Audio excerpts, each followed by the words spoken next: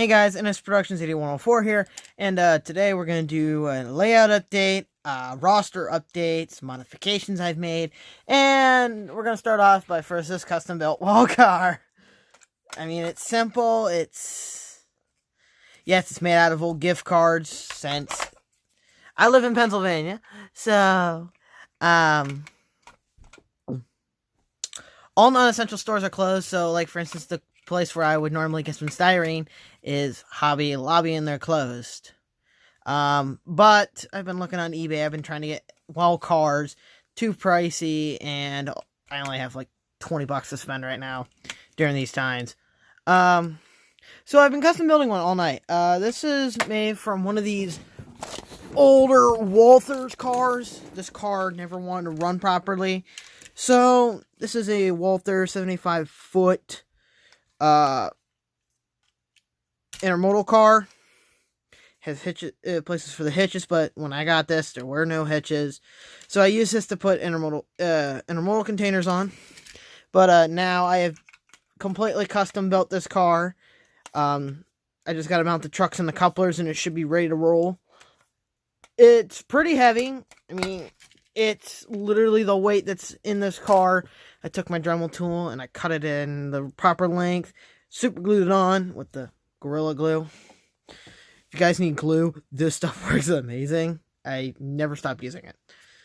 Now, if you need precise application, I also have the micro precise version. This stuff is awesome too. Squeeze tube. This one's out, so that goes in the trash. I'm surprised that went in. If I ever would try that again, it would never work. So let's go up to the layout update now.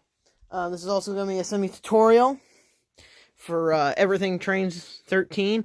I was just on his live stream, and he was having trouble ballasting. Well, there's my kitty cat. Great. Hey, say hi. Say hi to the camera. Hi, pretty girl. Okay, hold on. Well, since we're up here, let's do the layout update. I have ballasted a lot. So in Pennsylvania, Governor Wolf has canceled all school for the remainder of the 2019 to 2020 year. So I no longer have school. So I've been doing a lot of online courses, which, FYI, I absolutely, positively despise. But, no, I did this entire straightaway down here, and half of the back section there. That's all glued down in ballast. Before we get to the tutorial, roster update. The two NTH-9s here and here, which were previously, the decoder boards on them fried when my DCC Easy Command fried. When it fried, it caused a surge, and that slight surge damaged the boards. So they don't run now. But with some engineering and wiring, I have now converted these to DC models. In my shopping cart on eBay, I have found a Tsunami 2 decoder that I'm going to install into this guy and this guy for GE models. I love Tsunami 2. That's what's in my Athearn Genesis engines here. I love them. I eventually want to replace that Bachmann over there, the Lehigh Valley, with a Tsunami 2 decoder. Same thing with this guy, because these NTH decoders pull a lot of current. When, for instance, the Tsunami 2, both of these on the track right now only pull 8 volts. 0.08 volts. Amps. Sorry. It's what I have on my... Here. This is 3 engines plus a Fred. And it's pulling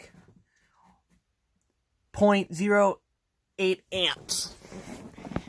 As soon as I add that guy on, it instantly goes up to 0.16. This engine alone takes 0.08 amps when 3 engines pull that current. So this guy is definitely going to get replaced with the Tsunami 2 decoder. I'm hoping to install one on this guy. I don't know if anybody's seen this in a while, But this is the custom-built AC44C6N number 4001, which, by the way, I don't know if you guys have known, but it is back on the rails. Thomas Boyer rail fanning, something like that, posted a video where this was caught in Crescent, PA, running on the main line. So it's officially up and running. I have some Details West disc lights that I've ordered, that I have in my eBay cart, so I can get this guy with rear ditch lights and headlights. I got 10 more LEDs coming too. That's another project I want to put DCC sound in. This guy for sure. This guy I don't know, because it's a Bachmann split frame and it's all the way up. So I don't know if that guy's possible. This guy is a dummy right now. This guy definitely, it's a nice GP38-2 high hood in Norfolk Southern. It's the original Soaring logo. Same thing with the Dash 9s and the Soaring logo scheme. This guy I want to put DCC in, no sound. That's a dummy. DCC sound. Maybe sound on this guy too. I don't know. Depending. But, this is the USS Missouri. I don't know if you guys have known. But I'm also into other models rather than model trains. And just recently I ordered the USS Iowa, the first class of the battleship. And I gotta say, it came out really nice. I did this within a couple days, by the way. Aw, man. The Iowa decal back there broke. Well, whatever. It still looks good. Okay, so on to the tutorial / So this is how I ballast my layout, which works phenomenally. So this is full of rubbing alcohol, and this used to be an old lubricant container, but the cap broke and leaked. Not the cap, sorry, but the funnel. This thing broke. This is from a LaBelle 108 medium thickness lubricant. I just literally switched the cap since these are all the same size. Crap. Well, just spilled some rubbing alcohol. It's okay, though. I got enough. I got like 5 jars downstairs due to the COVID-19 thing. So, rubbing alcohol. Need rubbing alcohol. I'm going to set that there. Then, ballast, obviously. A thing to dispense the ballast. I use a spoon. Last but not least, 50-50 water glue solution. So, I gotta find one last thing which is vital. And that, my friends, paintbrush. This is very vital if you want to make your ballast look neat, which Everything Trains in his live stream just talked about. So I had the power on, so I got to be careful when I'm dispensing, but you literally just... Now this is a tricky area because this is on a switch. So this is very, very simple once you learn how to... Once you master it like I have. You just... See, if you pour too much on the edge, just leave a little spot, because your paintbrush will come in, and then you can finesse it up to the way you want it.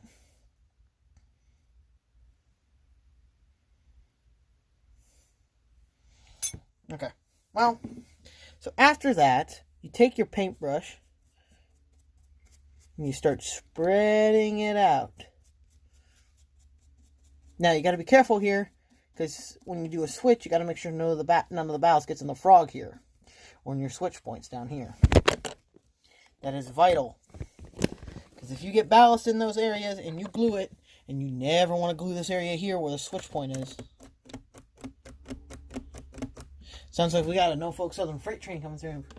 I don't know what kind of horns Norfolk Southern uses on their freight trains, but they are... I live next to the Norfolk Southern CSX main lines. I can always tell when a Norfolk Southern train's coming through because of the horn. Excuse me, guys. I gotta catch this. I've been trying to catch a Heritage unit on this line for weeks now. Last one came through about a week ago, and a straight lamp just went out at the end of the street where I watched them. I couldn't see anything. For locomotives on an intermodal train, which is unusual for up here. But anyway, So back to the ballasting. So you just take your paintbrush and you spread out your ballast very smoothly. You got to make sure you keep these out of the guards too. So then after you get the middle like you want it, then you take your paintbrush and you just go over the edge of the ties on the outside.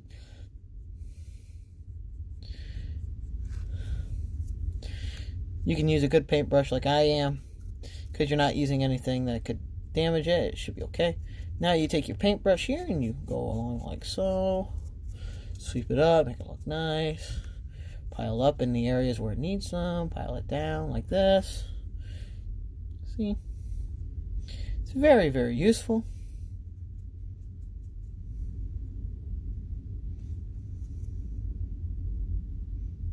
Okay. So after you've gotten your ballast the way you wanted it, this might take a little bit. But yeah, after you get your ballast the way you want it, you take your rubbing alcohol here and you spray it. This is critical. Before you even start using glue, FYI, I'm not gluing in here because I'm doing a model train compilation video, which should be coming out in the next couple of days or so, of me just running some trains around the layout. I've already recorded a clip where I've taken the BNS FSD40 and done some switching with it. So you see, as you see here, I'm just spraying and making sure the ballast is getting quite a bit of rubbing alcohol on it. Almost every drop has to be. Now, it's also critical that you do not touch this. After you touch it, it is clumped together. And because it's clumped together, and as soon as you touch it, it moves. The only downside about the way I'm doing it is your hand will cramp very easily because you got to squeeze with your thumb. And that pressure on the thumb, I think it's hitting a pressure point or something, and it does not feel good for long periods of time. So what if I just do this? So, you know, after you get your area that you wanted to ballast, like so. So, after you got in the way you want the ballast and you put the alcohol, you take your 50-50 glue solution and you pour it. Now, see, that's an area where I accidentally hit and it clumps up. The glue clumps it up, so avoid that at all cost. Now, make sure you get it down on the incline. Once again, like for instance, you see how this is clumping? You just go boop, boop, boop, boop, boop, boop. You put down the rubbing alcohol. You spray that and it breaks it up just a little bit so where the glue, and because you sprayed down the alcohol, it clumps it up. So then when you put the glue on, the glue doesn't stick, the ballast doesn't stick to the drops of glue when they flow down, but it sticks to the rubbing alcohol in between the ballast, little rocks in the ballast, and the cork road bed. So then the next thing you gotta do is let it dry. But since I avoided almost all contact with the rails, and I gotta use my finger here and get any rubbing alcohol that I had on the rails there, because that's the one thing you don't want to have is alcohol on the rails when you're trying to run trains. But since I glued it far enough away, it should be A-okay. So after that, and that's how you get nice looking ballast. Now, a prime example of how it would look in the end, my bed is a mess because my bed is a mess. I'm tired. It's like almost midnight for me in Eastern Standard Time. But that's my workbench. This is my chair. This is my side bench. I put my rulers and my cutting utensils there, cutting boards there, gluing boards there too, and everything else. So here. Yeah, here's the local I had running in that short clip. Took a 2-minute clip of me doing some switching. So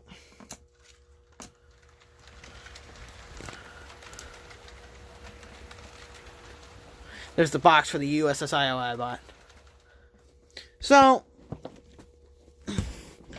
when you're done, it should look like something like this. Very nice. It's solid. Now, you do not want to touch this for about the gluing ballast for about 24 hours, because depending on how much glue you use, it's going to take 24 hours for it to dry. And don't you try to use any blow dryers or anything like that, because it will just boom. I don't know if you guys have seen SMT Mainline's disaster on the layout video. Oh boy. But sounds like Loram something. Loram equipment. But yeah, it glues nice and dry and hard. See, it's very nice. Oh, another addition to the layout. Hot glued a third track down the side here. You get access to in that area so I can put some more yard tracks. Kitty's comfy. It's bedtime for her. She's laying on her favorite blanket. She loves fleece. Oh, I don't know if you guys also know, I'm also a Lego fanatic. 20-gallon tote full. I also did put in a railway crossing. Just some cardboard, hot glue, bang. Works nice. The equipment rolls over quite easily. So, let's move the battleship. As a part of this video, this is the train that I normally run on this track with the two MTH Santa Fe -9s.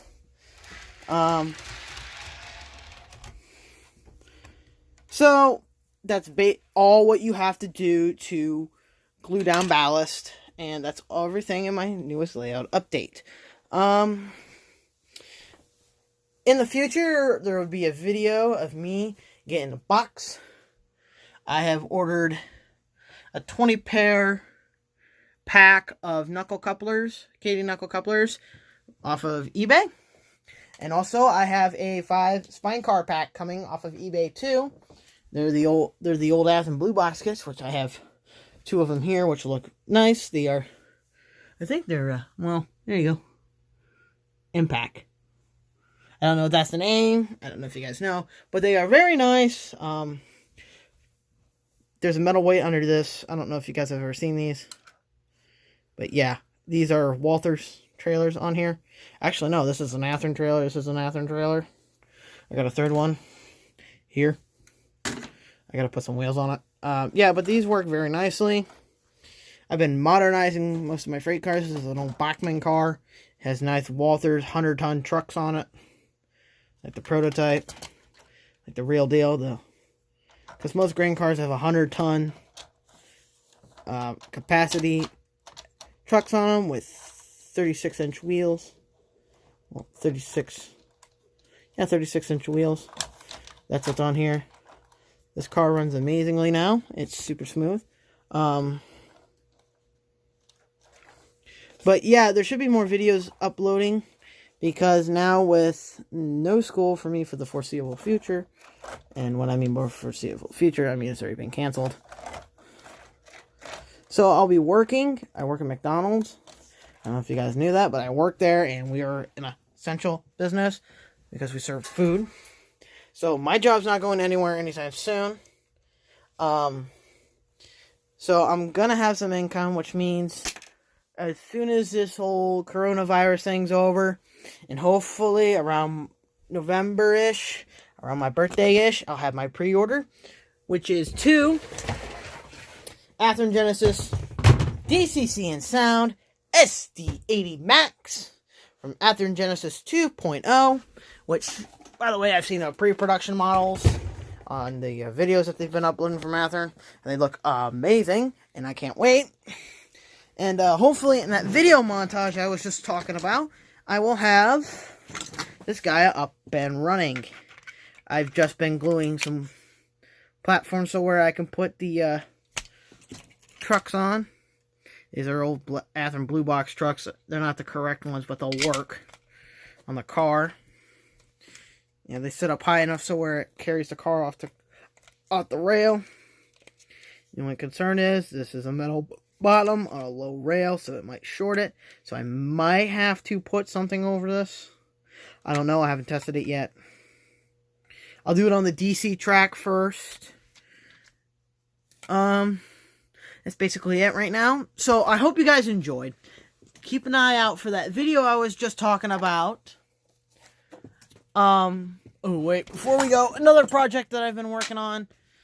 So, I don't know if a while back, if you guys remember, but I got a bunch of boxes full of parts, and one of them was this tank car kit. I got the frames glued on straight. Now it's just worrying about the detail parts. I got some of them glued on, like for instance here, and this one side strut. But I got it painted up into white. So next thing is the details. And this car will have a nice looking tank car on the layout. So I hope you guys enjoyed this video. Please make sure to like, comment, and subscribe.